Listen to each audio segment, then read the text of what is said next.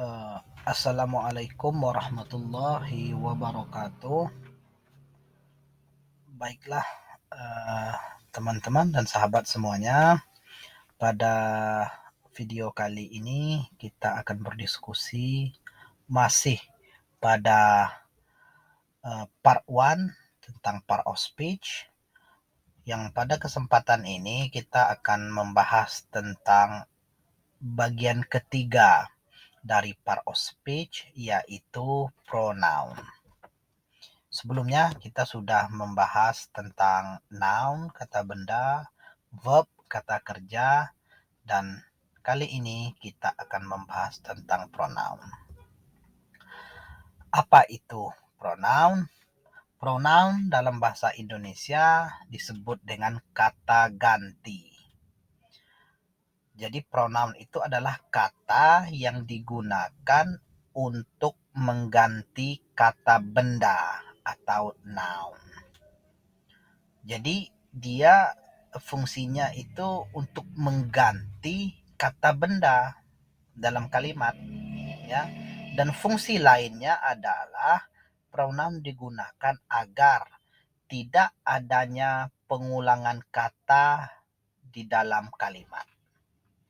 Contoh, misalnya kita bercerita tentang Putri Salju.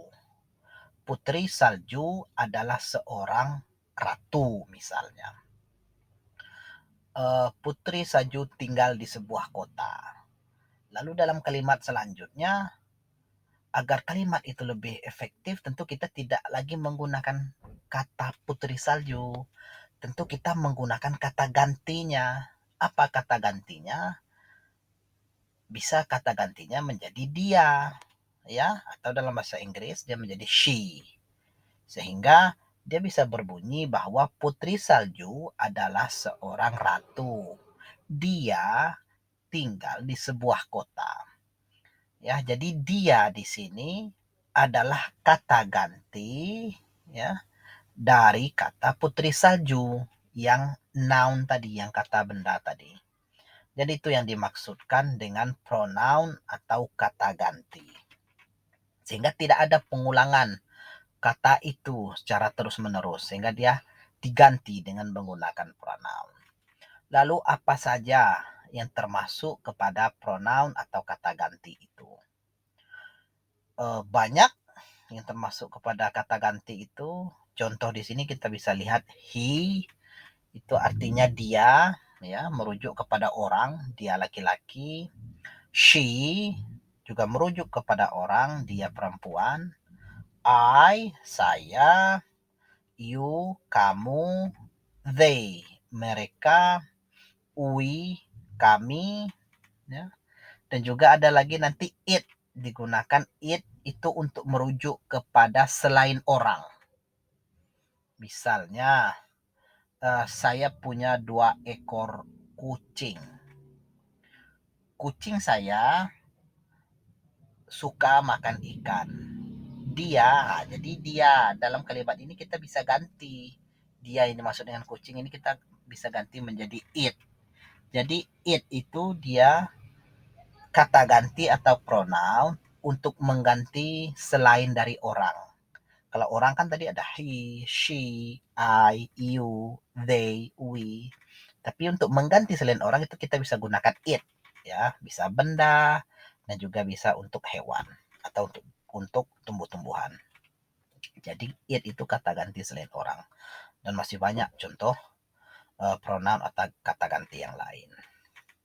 Selanjutnya kita akan melihat jenis-jenis dari pronoun atau kata ganti itu sendiri.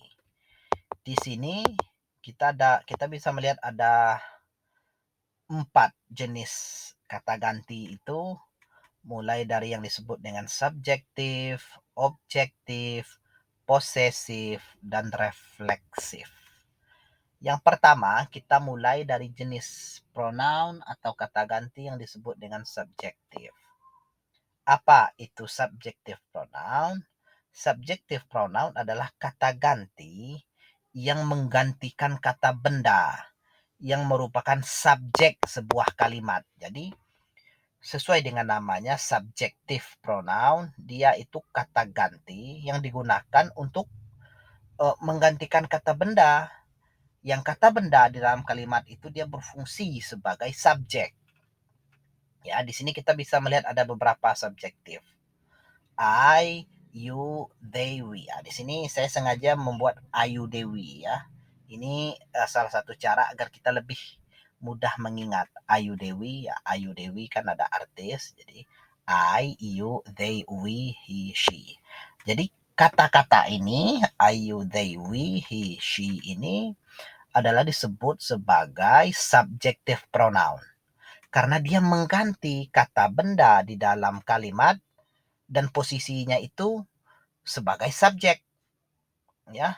Makanya kalau kita ingin melihat lagi di mana posisi subjective pronoun dalam kalimat itu, dia biasanya berada di awal kata yang berada di awal kalimat karena dia kan berfungsi menggantikan kata benda yang berfungsi sebagai subjek. Makanya disebut sebagai subjective pronoun. Contohnya, I study English. Saya belajar bahasa Inggris. We speak English. Kami berbicara bahasa Inggris. They write alphabets. Mereka menulis alfabet. Nah, jadi di sini yang pronounnya yang mana? Yang I, we, they. Yang dia fungsinya itu sebagai subjek di dalam kalimat itu. Ya, dan masih banyak yang lainnya. Misalnya ada you. You learn Japanese language. Kamu belajar bahasa Jepang. Ya. Lalu kita bisa gunakan lagi apa she. She yang merujuk kepada orang, ya kan? She is my sister. Dia adalah kakak perempuan saya. Jadi seperti itu. Itulah yang disebut dengan subjective pronoun yang terdiri dari I, you, they, we, he, she. Jadi subjektif itu sesuai dengan namanya, dia biasanya kata ganti yang berada di awal kalimat karena fungsinya adalah sebagai subjek di dalam kalimat itu. Itu dia subjektif. Kemudian ada lagi kata ganti atau pronoun yang disebut dengan objective pronoun. Tadi subjektif dia berada di awal kalimat, ya. Sekarang objektif, tentu objek dia sebagai objek. Apa itu objective pronoun? Adalah kata ganti yang menggantikan kata benda yang merupakan objek sebuah kalimat. Jadi fungsinya tadi sebagai subjek, sekarang dia kata ganti yang menggantikan kata benda yang fungsinya sebagai objek di dalam kalimat itu. Biasa kalau objek itu kan dia di belakang ya, karena kalau pola dari sebuah kalimat ada subjek, ada predikat, ada objek. Nah, dia di belakang biasanya setelah predikat. Apa saja yang termasuk kepada objective pronoun? Ada me, saya, you, kamu, them, mereka, us, kita atau kami, he, him, dia, she, her. Jadi kalau dia di awal kalimat itu kan kita gunakan I, you, they, we, he, she. Tapi kalau dia di belakang berfungsi sebagai objektif, maka I itu berubah dia menjadi me, you tetap dia menjadi you, they dia berubah menjadi them, we dia berubah menjadi us, he dia menjadi him, dan she dia menjadi her. Makanya kan sering kita lihat kalimat lah, artinya I, saya, tetapi bentuknya berbeda. Ada yang I study English, ada yang misalnya my teacher likes me. Nah, dia sama-sama berfungsi sebagai artinya saya, tetapi jenis pronounnya itu berbeda. Kalau dia di awal kita gunakan subjektif, kalau dia di akhir berfungsi mengganti objek, ya maka kita gunakan objective pronoun yang itu tadi. Contohnya, they like you. Mereka menyukai kamu. Jadi kalau you tadi sama ya, antara subjektif dan objektif tidak ada perubahan. We miss him. Kami merindukannya. Him di sini adalah kalau di subjective pronoun dia menjadi he, ya. Tapi kalau dia sudah menjadi objective pronoun dia menjadi him. Kemudian apa lagi? My teacher teaches me English. Guru saya mengajarkan saya, ya, teaches me bahasa Inggris. Jadi tidak bisa kalau kita katakan bahwa my teacher teaches I English. Salah dia. Ya. Karena di sini bentuk pronounnya adalah objektif di mana dia berfungsi sebagai objek dalam kalimat ini. Ya. Bagaimana kita tahu dia berfungsi sebagai objek? Ya kita bisa lihat misalnya we miss him. Kami merindukannya. Siapa yang kami rindukan? Ya dia. Jadi him di sini adalah sebagai objek. Ya. Apalagi jadi kalau I dia berubah menjadi me, ya itu tadi contohnya. They like me, mereka menyukai saya. Kalau you dia tetap, ya tetap baik itu subjective pronoun maupun objective pronoun. Kalau they dia berubah menjadi them, ya. We like them, kami menyukai mereka. Tidak bisa kita katakan we like they, tetapi we like them. We dia berubah menjadi us, ya. Contohnya they visit us, mereka mengunjungi kami. Dan itu akan salah kalau kita katakan bahwa they visit we, salah. Tapi dia menjadi they visit us, mereka mengunjungi kami. Lalu he dia menjadi him, I like him, saya menyukainya, atau they like him, ya. Kemudian she dia menjadi her, they like her, you like her, kamu menyukainya. Oke, jadi itu yang dikategorikan sebagai objective pronoun, ya. Nah, jadi sekarang kita sudah paham ini, ya. Kapan kita gunakan I, you, they, we, he, she ketika dia berada di awal kalimat, dia berfungsi sebagai subjek di kalimat itu. Lalu kapan kita gunakan me, you, them, us, him, her? Itu di belakang kalimat dia. Ketika kata ganti ini dia berfungsi sebagai objek di dalam kalimat itu.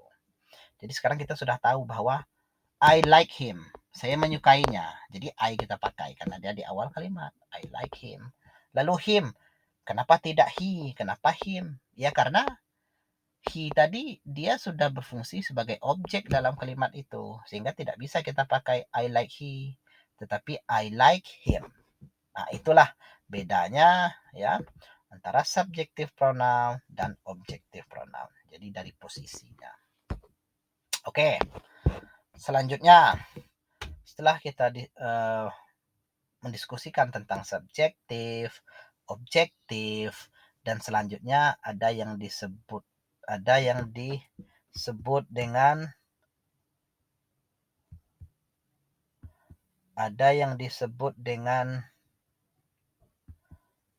possessive pronoun. Sorry, maaf, di sini salah. Di sini saya buatkan objektif. Sebenarnya di sini adalah posesif ini, ya. Jadi ini bukan objektif ini, tetapi ini possessive pronoun. Yang objektif yang ini, yang sebelumnya. Ini baru objektif. Yang ini adalah possessive pronoun. Apa itu posesif? Posesif kan kita biasa dengar orang bilang dia terlalu posesif. Nah, itu sama maknanya. Possessive pronoun dalam kata yang menggunakan possessive pronoun dengan kata yang sering kita dengar posesif itu sama, yaitu tentang kepemilikan. Ya. Misalnya dia terlalu posesif. Nah, dia seolah-olah dia itu kepunyaannya. Artinya sama ya, possessive pronoun dan kata yang sering kita dengar posesif, sifatnya posesif. Jadi itu adalah kata ganti kepemilikan ya, atau juga disebut dengan ownership. Kepemilikan itu juga disebut dengan ownership. Jadi di sini ini penjelasannya bukan objective pronoun tapi possessive pronoun. Yang mana yang disebut dengan possessive pronoun? Yaitu tadi, ini dia, my, ya, your, their, our, his, atau her. Jadi di sini my ini ada dua bentuk. Ada my, ada mine. Ada your, ada yours. Ada their, ada theirs. Ada our, ada ours. Ada her atau hers. Nah, jadi kalau di subjektif tadi kita katakan I. Lalu di objektif kita katakan me. Lalu posesif itu dia menjadi my atau mine. Ya. My itu sama artinya saya. Coba kita lihat contohnya. Kita ingin mengatakan bahwa ini adalah pena saya. Pena saya. Berarti kita gunakan possessive pronoun. This is my pen. Nah, jadi pena saya itu my pen. Bukan I pen, atau bukan me pen, atau bukan pen me. Bukan. Jadi karena dia adalah kepemilikan, maka kita gunakan my pen, pena saya. Ya. Kemudian apa lagi? Mobil saya. Ini mobil saya. This is my car. Ini buku saya. This is my book. Ini tas saya. This is my bag. Nah, itu dia. Itu my. Ya. Lalu, mine apa? Mine itu artinya kepunyaan saya. Kalau my tadi kan harus disandingkan dengan kata benda. Pen kata benda berarti my pen, pena saya. Rumah saya, house. House kata benda, my house. Ya. Tapi kalau mine itu artinya kepunyaan saya. Penggunaannya berbeda. Coba kita lihat. This is my pen, berarti itu untuk my. Lalu kalau penggunaan mine yang kepunyaan saya juga apa, bagaimana penggunaannya? This pen is mine. Nah, itu dia ya. This is my pen. This pen is mine. Maknanya sama. Yaitu dia berfungsi sebagai possessive pronoun. This is my pen. Ini adalah pena saya. This pen is mine. Pena ini adalah kepunyaan saya. Nah, sama ya. Itu untuk my atau mine. Lalu untuk your atau yours. This is your pen. Ini adalah pena kamu. Ya. This is your pen. Tanpa S. This is your pen. Lalu kita mau mengatakan bahwa pena ini adalah kepunyaanmu. Berarti this pen is yours.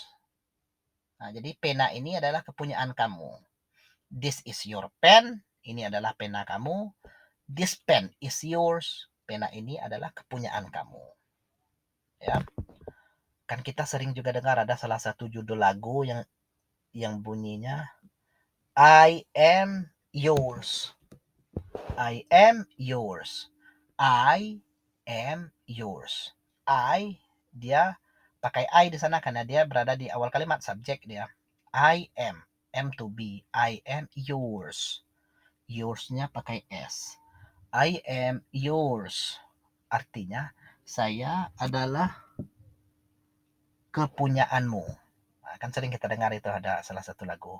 I'm yours. Jadi saya kepunyaanmu. Atau kamu adalah kepunyaan saya. Kita bilang bahwa you are mine.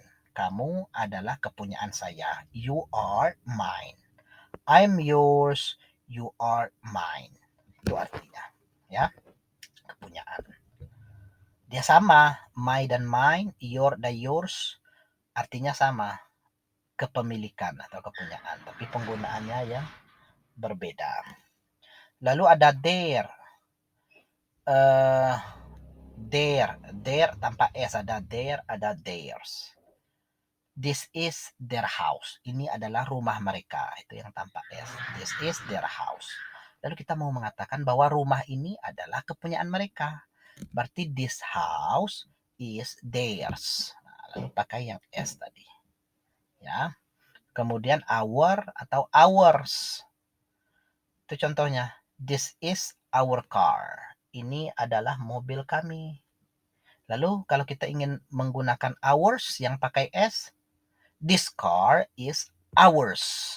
Berarti mobil ini adalah kepunyaan kami. Lalu bagaimana dengan he, dia, his house, rumahnya. This is his house. Jadi bentuknya itu cuma satu saja his ya. Yang lain itu ada dua. Kalau untuk he, dia, laki-laki itu hanya satu. This is his house. Ini adalah rumahnya. His house. Mobilnya his car. His car. Apalagi sepedanya his motorcycle. Apalagi helmnya his helmet dan lain sebagainya. Lalu her dan hers. Nah, ini untuk menunjukkan kepada dia perempuan. Ya. Ini adalah mobilnya. Mobil dia perempuan. This is her house. This house is hers. Mobil ini adalah kepunyaannya. Nah, jadi itu ya. This is my pen. This pen is mine. Nah, jadi my, mine, your, yours, their, theirs, our, ours, his, her, or hers. Nah, itu dia.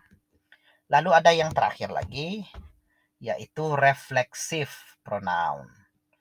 Ya, seperti kita lihat ini ada myself, yourself, themselves, ourself, himself, dan herself.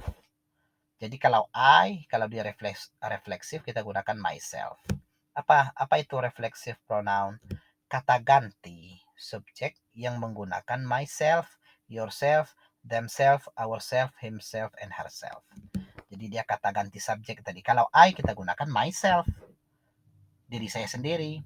You kita gunakan yourself, ya, dirimu sendiri. They kita gunakan themselves, diri mereka sendiri. We kita gunakan ourselves, diri kami sendiri. He kita gunakan himself, dirinya. She kita gunakan herself, dirinya. Ya, kan sering kita dengar kata-kata ini. Apa contohnya? She looks at herself in the mirror. Jadi dia melihat dirinya di dalam kaca. She looks at herself. Dia melihat dirinya di dalam kaca.